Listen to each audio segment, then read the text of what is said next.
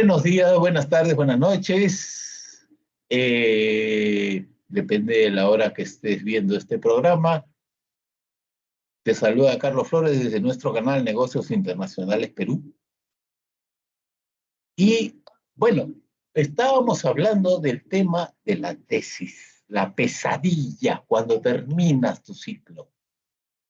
Y tenemos ahora el honor de tener acá como invitada, y le agradecemos mucho, a Claudia Boyer Negrón, que es una profesora, es administradora especializada, tiene maestría en educación y especializada en finanzas.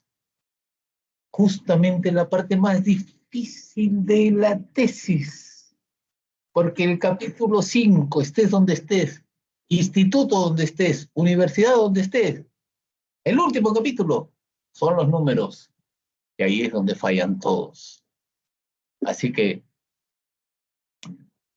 nada, gracias Claudia por, por darnos esta oportunidad. Y mi primera pregunta, lo que nos mata a todos, nos rompe el cerebro, el Ban y el TIR, ¿qué es eso? ¿Para qué sirve? Gracias Claudia por estar con nosotros y cuéntanos. Muchas gracias por la invitación ante todo.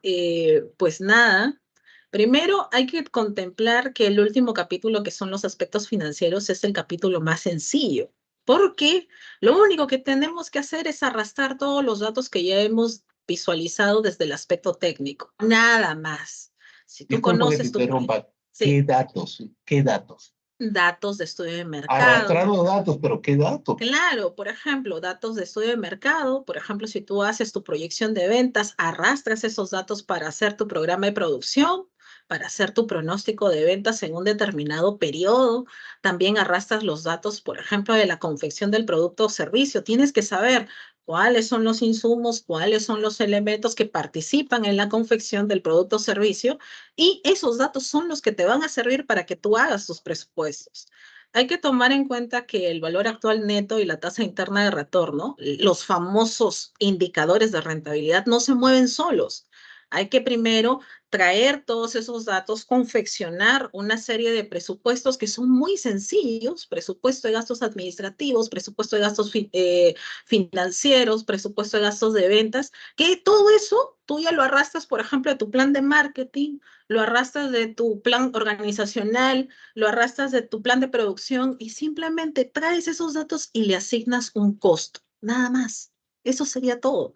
O sea, me estás Entonces, hablando de los costos fijos, disculpa, me claro, estás hablando costos de los costos fijos, fijos, los costos costos variables, variables, todos la esos. inversión tangible, intangible. Claro, todo es arrastrar, nada más. Entonces, yo siempre le digo a mis asesorados y obviamente también a los estudiantes que si tú tienes bien establecido un plan técnico con todos los datos, simplemente hay que llevarlos a una hoja de cálculo, disponlos de una manera ordenada y asignales un valor. Y esos los proyectas en el tiempo para ver si se van a mantener de la misma forma, nada más.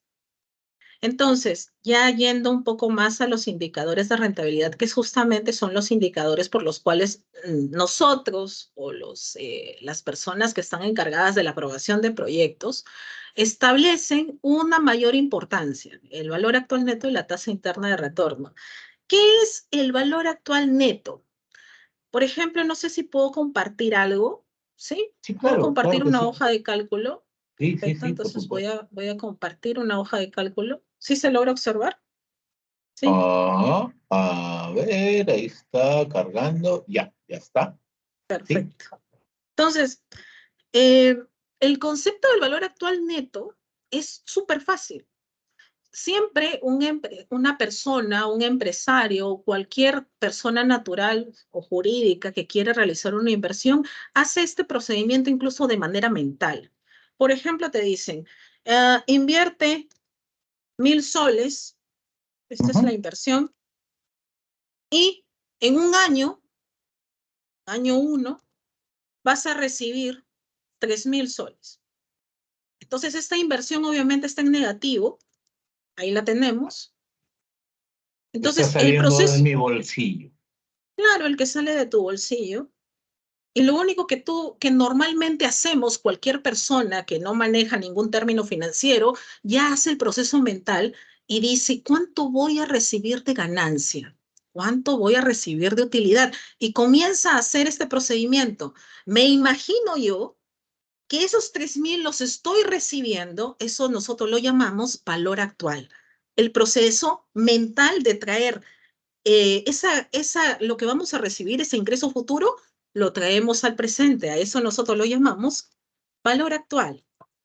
Ya, ahora, eh, a ver, permíteme, de lo que te escucho, estoy pensando que muchas veces nos equivocamos y pensamos en que nos olvidamos del año cero, porque el año cero es la inversión, ¿no es cierto? El año cero es Claro, donde meto la plata de mi bolsillo. año cero. Ahí está, año cero. ¿Qué es un año cero? Es el periodo por el cual nosotros vamos a realizar lo que es constitución de empresa, estudio de mercado, observación de riesgos, edificaciones, alquileres, documentación, inversiones, compras, disposición, todas las actividades antes de iniciar operaciones. Hay que tomar en cuenta que el año cero no significa que nosotros estamos hablando ya del inicio de operaciones, no, es antes de empezar operaciones. Y el año uno es el momento exacto donde nosotros comenzamos ya las operaciones propias de la empresa. Hay que y tomar también en cuenta de que el año uno no necesariamente empieza en enero, puede empezar en cualquier mes del año. Por eso es que de manera general nosotros le llamamos año uno. Generalmente, bueno, tributariamente empieza en abril, ¿cierto? Claro, claro. Hay empresas que empiezan a mitad de año, hay empresas que empiezan, no sé, en una determinada campaña. Entonces, eso ya depende mucho del inversionista o también depende del criterio del investigador que quiere colocar algún tipo de proyecto, ¿no? Ahora, ya, eh, quedó claro el BAN. No, Y todavía no. Estamos todavía a explicando ver, qué es el proceso cuenta, del valor actual. cuenta. Entonces, una persona común y silvestre dice, yo voy a recibir 3.000 soles en el futuro, pero si yo quiero saber en este instante cuánto estoy ganando, entonces hace ese procedimiento. Trae los 3.000, que nosotros le llamamos valor actual, lo trae al presente, pero cuando nosotros queremos saber la ganancia neta, ahí ya lo transformamos en valor actual neto. Entonces hacemos esto.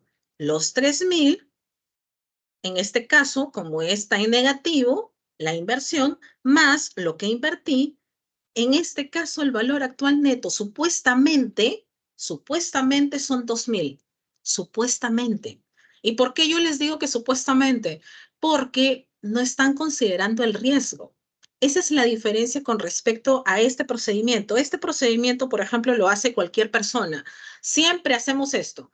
Lo que yo voy a recibir en el futuro, lo traigo al presente para saber exactamente cuál será la ganancia neta que voy a percibir. Es muy diferente dentro de un proyecto. Dentro de un proyecto hay que tomar en cuenta que el dinero se mueve, el dinero pierde valor en el tiempo. Este procedimiento que están observando en la pantalla es el procedimiento simple. Por ejemplo, nosotros ya sacamos el valor actual neto, ya está, 2.000, nada más. Pero no has considerado que en un año puede pasar cualquier cosa. Inflación, recesión económica, vacancia presidencial, qué sé Guerra. yo, temas logísticos, cualquier cosa.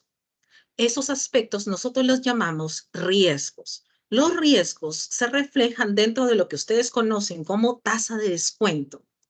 Entonces, la famosa tasa de descuento que siempre me preguntan, ¿qué es una tasa de descuento? Refleja un porcentaje, todos los riesgos que supuestamente podría asumir este proyecto.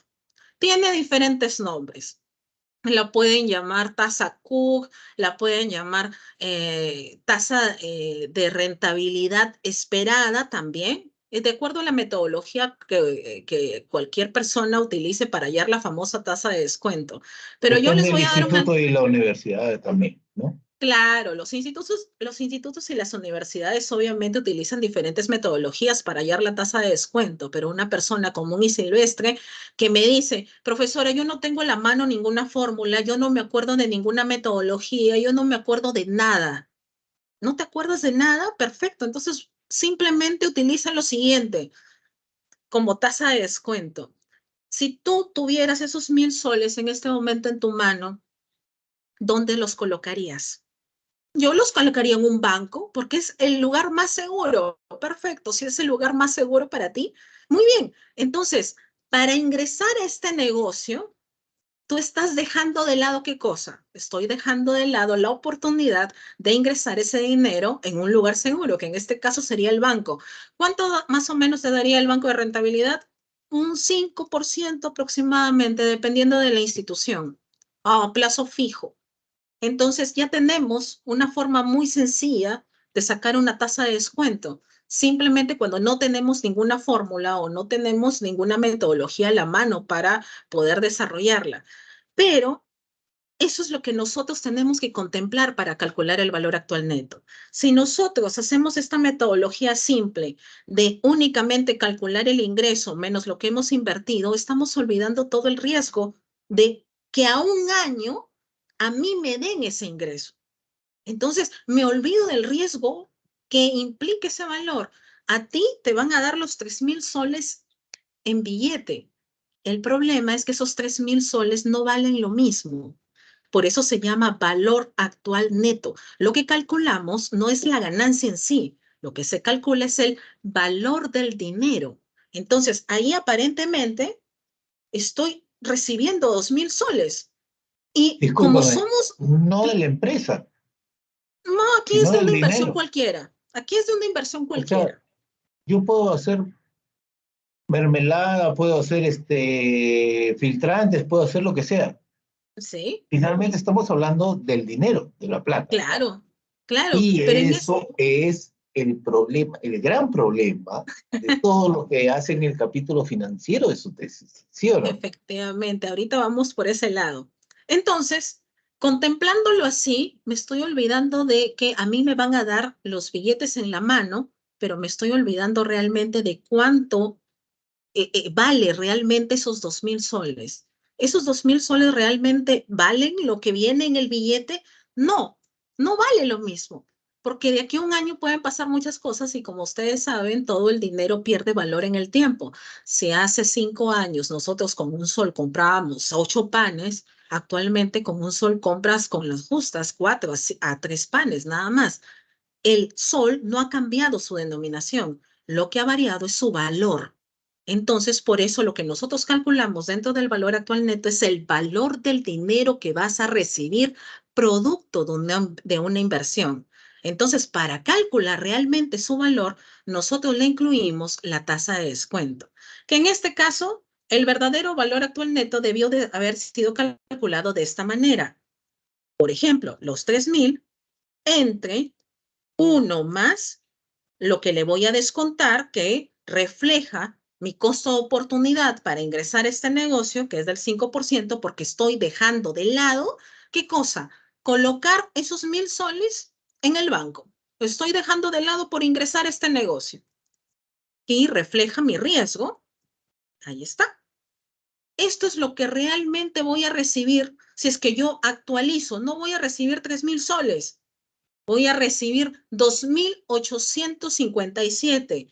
Este es tu verdadero valor actual.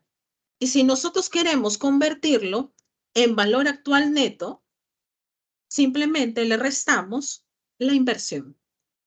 Los 2.857 menos los 1.000 soles. Ahí está. Esa es la diferencia. Ahí está. Entonces, observamos la diferencia de un procedimiento que cualquier persona hace.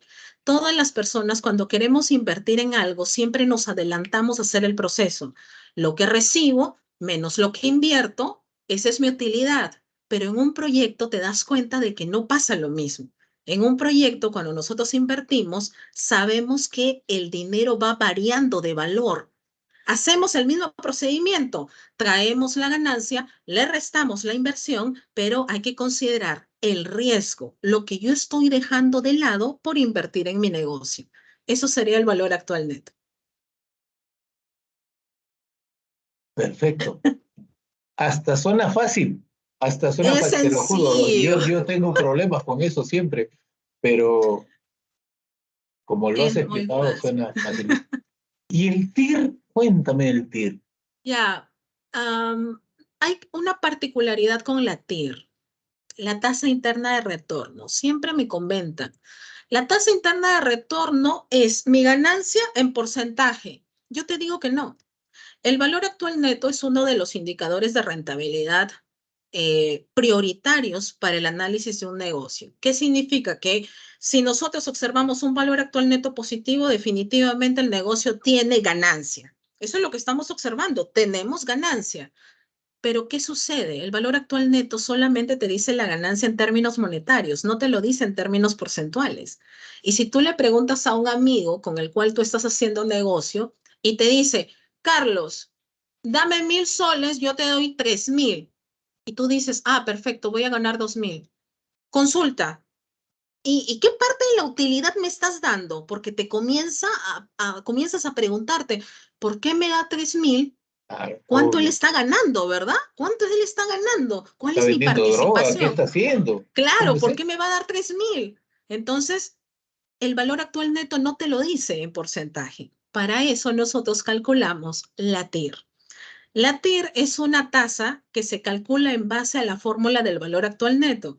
Mi sugerencia para los que no manejan términos financieros, al menos Me tienes que incluyo. manejar funciones de Excel. En la función de Excel es muy sencillo sacar la TIR porque hay una función que se llama TIR. Aquí tenemos la función, aquí tenemos la TIR. La TIR funciona así, nada más.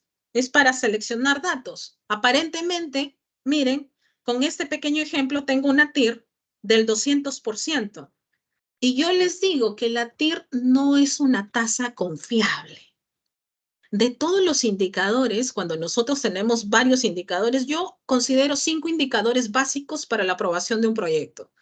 Valor actual neto, tasa interna de retorno, beneficio costo, tasa de descuento y periodo de recuperación de capital. Para mí son los 5 grandes. Con esos 5 indicadores nosotros sabemos si un proyecto definitivamente tiene una posibilidad de mantenerse en el tiempo.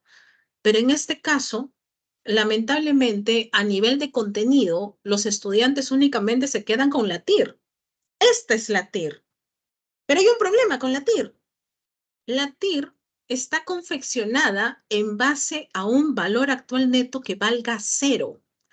El valor actual neto que ahí hemos desarrollado es el que a mí me sale con este ejemplo, De mi considerando una tasa de bolsillo. descuento del 5%. Pero, por ejemplo, Carlos, si tú me dices, no, mi tasa de descuento para mí es 10%, te va a salir otro valor actual neto. El valor actual neto va a variar de acuerdo al costo de oportunidad de cada inversionista.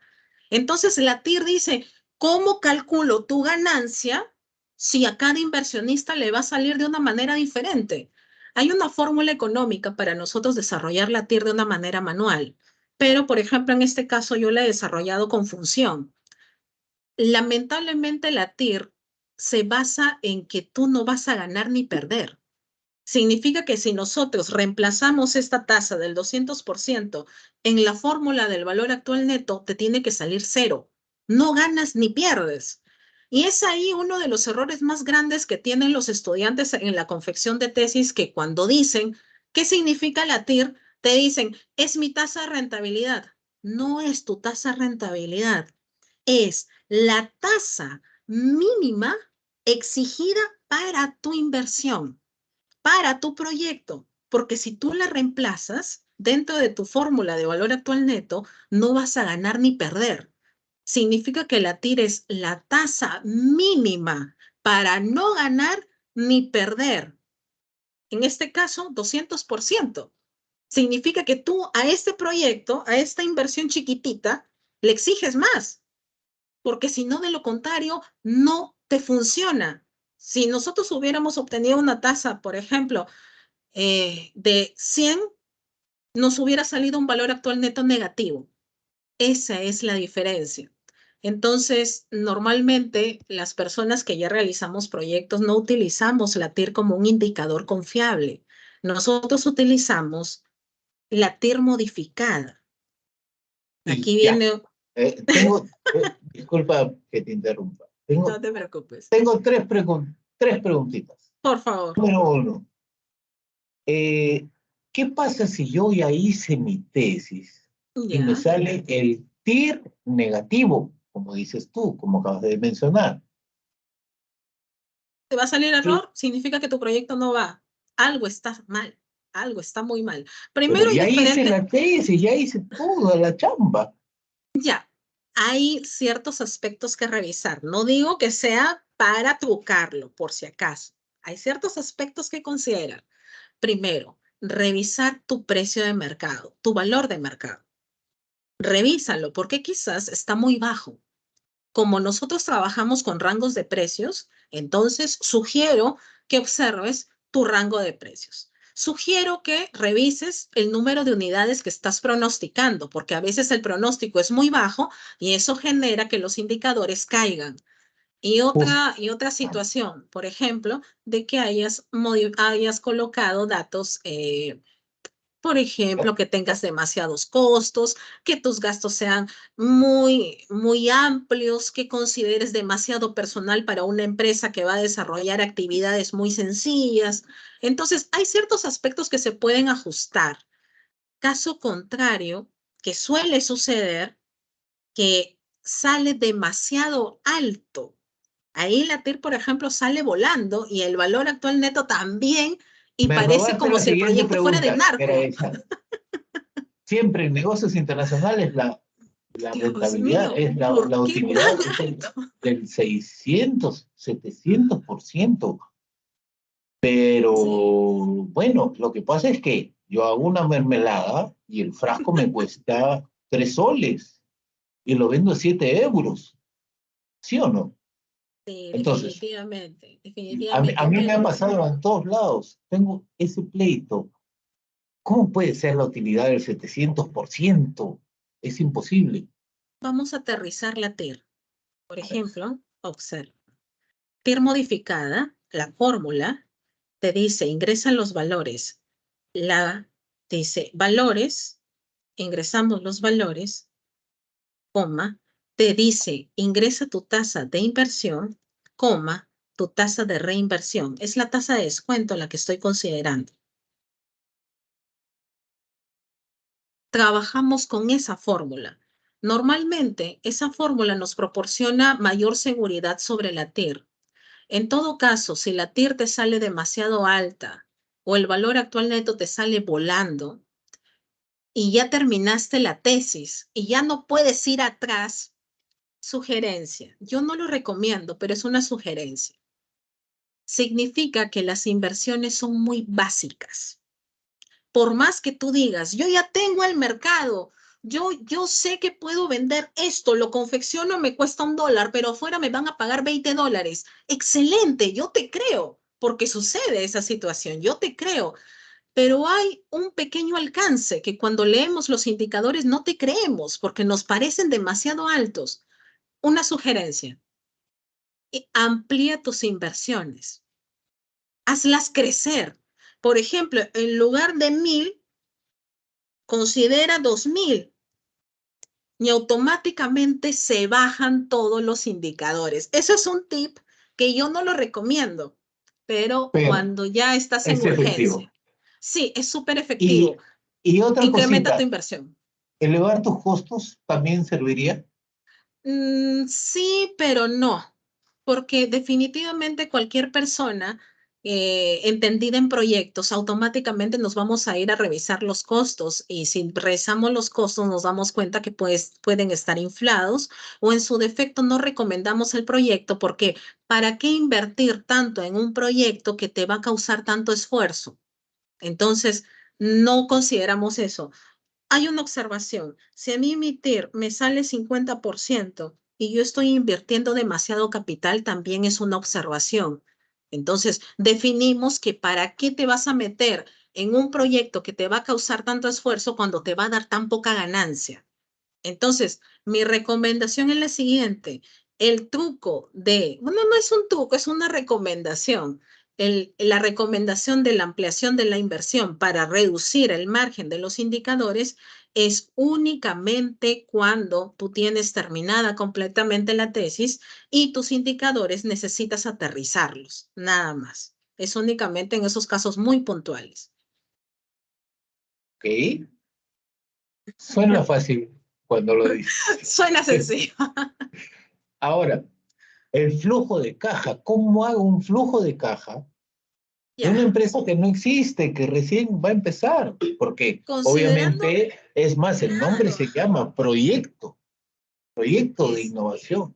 sí, pues el flujo de caja es un presupuesto. Hay que tomar en cuenta que el flujo de caja no es un estado financiero, hay que saberlo. Siempre se confunden y dicen, yo tengo mis estados financieros, estado de ganancias y pérdidas, balance y flujo de caja. El flujo de caja no es un estado financiero, Qué es un importante, presupuesto discúlpame que más. te interrumpa, pero qué importante lo que estás diciendo, porque en la ronda de preguntas, en las sustentaciones, el flujo de caja no es un No es, estado. no De lo verdad, es. recalquémonos, pongámoslo en negrita, no es un estado financiero. El No, y flujo de si caja no es. un contador, tú le dices eso, te acribilla. Te dice, no, pero la NIC, ¿cómo? La NIC 3, la NIC 7, las NIF, ¿cómo es posible que vayas en contra de las normas internacionales? Prácticamente es como un insulto. Que tú le digas que el flujo de caja es un estado financiero, lo estás insultando a un contador, definitivamente. Hay 4 estados financieros. Dentro de los proyectos únicamente, normalmente consideramos 2. Consideramos estado de resultados y balance, también conocido como estado de situación financiera. Entonces, hay un estado financiero dentro de la contabilidad que se llama estado de flujo de efectivo. Estado de flujo de efectivo. Pero ese estado de flujo de efectivo, ¿qué es lo que mide? El dinero que ingresa y que sale, nada más. Así de manera neta. ¿Cuánto ingresa? ¿Cuánto sale de tu negocio? El problema con el estado de flujo de efectivo que nosotros no lo podemos hacer en un proyecto. ¿Por qué no lo podemos hacer? Porque el estado de flujo de efectivo en una empresa trabaja con datos históricos para saber cuánto ingresa, cuánto Jus- sale, nada más. Justamente, si me Claro, permites, claro, justamente, te piden el flujo de caja 5 años de algo que no existe, que recién estás pensando. exacto, no ¿Cómo existe. hacemos ahí? Entonces, los proyectos, los flujos económicos y las finanzas se unieron para darle vida al famoso presupuesto llamado flujo de caja. Entonces, el flujo de caja lo que hace es justamente eso. Perfecto, yo no puedo utilizar estado de flujo de efectivo en mi proyecto. Muy bien, no te preocupes. Yo voy a crear un presupuesto que emula el mismo movimiento, pero no le voy a llamar flujo de efectivo, le voy a llamar flujo de caja. Pero hace exactamente lo mismo, pero con datos proyectados. Y nuevamente, si Entonces, me disculpas la interrupción, volvemos al año cero, ¿no? Es importantísimo sí, pensar en el aquí año cero, que mucha gente se año olvida. cero. Ahí está. Nuevamente lo colocamos con color rojo para tener en cuenta flujo de caja cero. ¿Y de dónde obtenemos estos datos? Estos datos del flujo de caja los arrastramos del estado de resultados. Si tú hiciste tu estado de resultados con ventas, costo de ventas, gastos administrativos, gastos de ventas, impuestos y tu préstamo, Utilidad todos neta, los bruta. datos Ya. los traemos acá. Los arrastramos nada más. Colocamos ingresos y aquí tenemos los egresos y todos los datos que tú hayas considerado del estado de resultados los traemos al flujo de caja, menos un solo desembolso, un solo gasto que no es desembolsable. A diferencia del flujo de caja con el estado de resultados, el estado de resultados considera depreciación y amortización de activos, que es un gasto no desembolsable, porque si nos damos cuenta en el estado de resultados, pagamos materia, pagamos proveedores, pagamos gasto de ventas, pagamos un préstamo, gastos financieros, pero la depreciación y la amortización no se la pagamos a nadie, pero es un gasto contemplado dentro del estado de resultados. En el flujo no va. En el flujo no va nada que tú no desembolses. Sí o sí, solamente van los ingresos y los egresos, nada más. Es arrastrar los datos al flujo de caja. Y tenemos el flujo de caja, nada más. Eso sería todo. No hay mayor amplitud en el tema que el arrastre de flujo o el arrastre de datos, nada La más. gente se muere, incluido yo, se muere con eso. Y contigo suena tan fácil. Ahora, escúchame, tengo un par de preguntitas. Por Para favor. hacerte. A ver, primero, ¿cómo, o sea, repito mi pregunta, sí, ¿cómo hago un flujo de caja de una empresa que todavía no existe? Es en realidad una proyección que Exacto. te lo piden, es requisito para las tesis de cualquier instituto, universidad, es SUNEDU es la que ha puesto, pero, pero no existe la empresa, entonces ¿cómo hago un flujo de caja de una empresa que no existe? Viene de la proyección de las ventas y de todas las operaciones que uno hace. O Por sea, ejemplo, básicamente, discúlpame, es lo que yo espero hacer. es lo que ¿Sí? tú esperas hacer. Tú esperas hacer determinadas actividades en un determinado periodo. Vas a vender, por ejemplo, 5,000 soles el año 1 y así ¿Mm? los demás años, por ejemplo, el año 3 estás vendiendo 6,000, 8,000. Esto obviamente de acuerdo a la proyección que uno tiene, ¿no? Aquí tenemos Correcto. las ventas. Esto son tus ingresos. Estos son tus ingresos. Solamente Mm, hay que arrastrarlos. Los llevamos a los ingresos. Ingresos por ventas. Arrastramos. Llevamos lo que hemos pronosticado de ingresos. Arrastramos los datos a nuestro flujo de caja. Lo mismo que hemos proyectado, tanto en ventas, lo que hemos proyectado en gastos administrativos, lo que vamos a pagar en planilla, lo que hemos pronosticado, lo que vamos a pagar en publicidad, lo hemos proyectado. Por eso la importancia de hacer presupuestos antes de llegar a este flujo de caja, porque únicamente como estamos arrastrando datos, tenemos que tomar en cuenta toda la proyección previa. ¿Qué has proyectado? Mis ingresos. ¿Qué has proyectado? ¿Cuánto le voy a pagar al gerente? ¿Qué has proyectado? ¿Cuánto voy a pagar en servicios? ¿Qué has proyectado? Lo que voy a pagar con respecto al préstamo. Todo lo proyectamos y simplemente lo que hacemos es un arrastre. En el flujo de caja arrastramos todas las proyecciones, tanto en ingresos como en egresos. Nada más. Mira tú, yo mismo me estoy aclarando un montón de cosas. Me imagino que todos los que vean se van a dar cuenta. ¿Y cuál era? Dame un segundo, por favor, porque Claro. tenía una pregunta importante que era que también te lo piden. Yo no sé si es un negocio que estoy planteando, que estoy iniciando, sobre todo en negocios internacionales, con la nueva estructura y etcétera. Mm, Te piden el escenario optimista y el escenario pesimista. Ah, no, perdón, discúlpame. El punto de equilibrio. Si nos puedes explicar qué es el punto de equilibrio, cómo así, de dónde sale. Ya, vamos a explicarlo de una manera sencilla.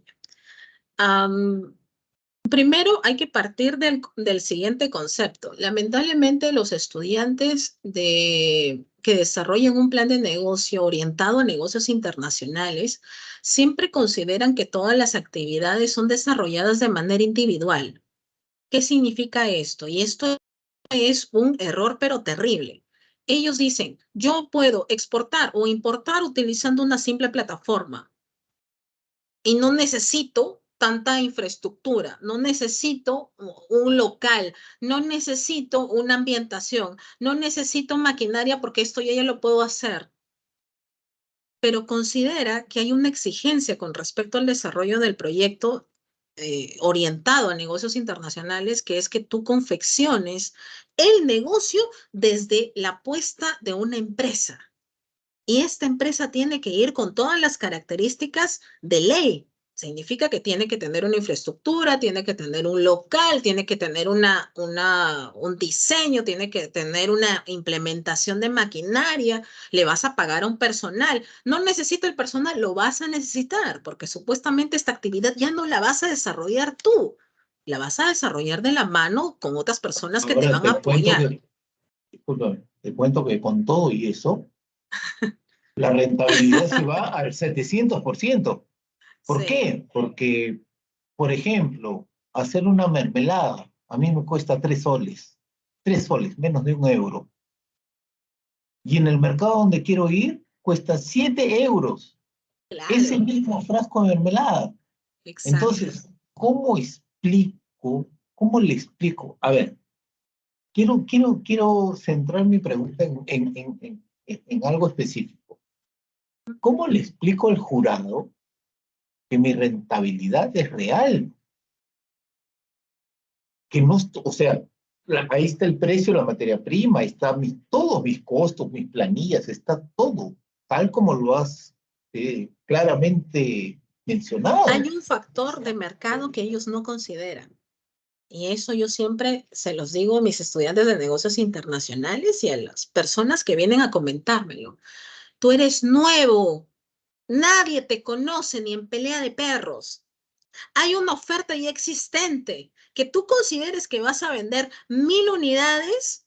Perfecto, es tu proyección, de acuerdo a tu investigación. Pero cuando vayas a la realidad te vas a chocar con muchas personas ofertantes que ya están posicionados en la mente del consumidor y tus 1000 unidades que estaban pronosticadas no te van a funcionar, no lo vas a poder hacer.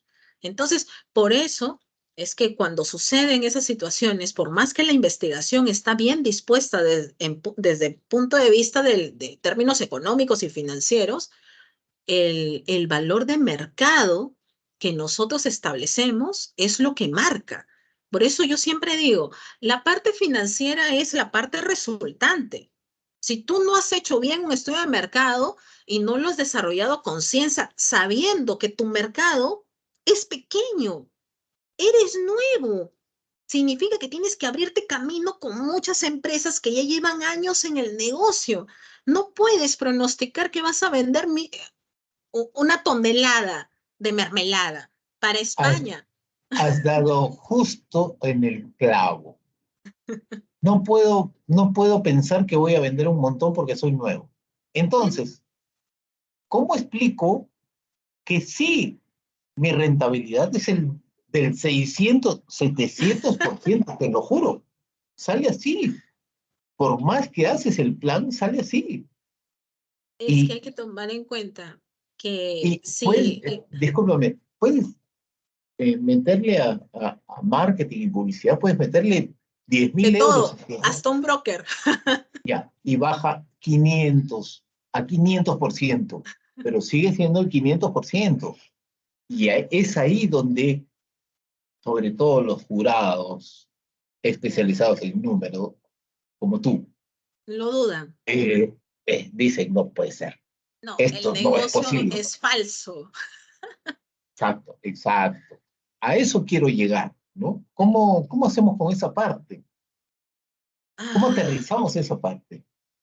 lo único que yo ya lo había repetido, lo único que se puede hacer en ese aspecto, que el asesorado tome conciencia de que los datos resultantes que le han salido son datos, obviamente, tomando en cuenta indicadores económicos, nada más, pero que él tiene la conciencia que esos datos llevados a la realidad posiblemente se van a modificar porque el negocio se enfrenta a una realidad diferente, como por ejemplo es el posicionamiento de los ofertantes.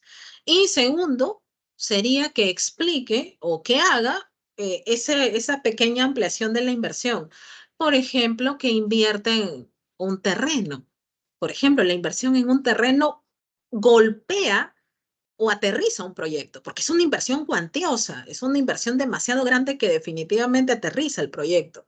Pero ya cuando nosotros ya estamos frente a un jurado y tenemos que explicarlo, por ejemplo, yo me pongo en el caso de los estudiantes que ya están frente a un jurado y tienen que explicar esa situación y les va a decir el jurado, no te creo, está demasiado alto, no, tú me estás engañando.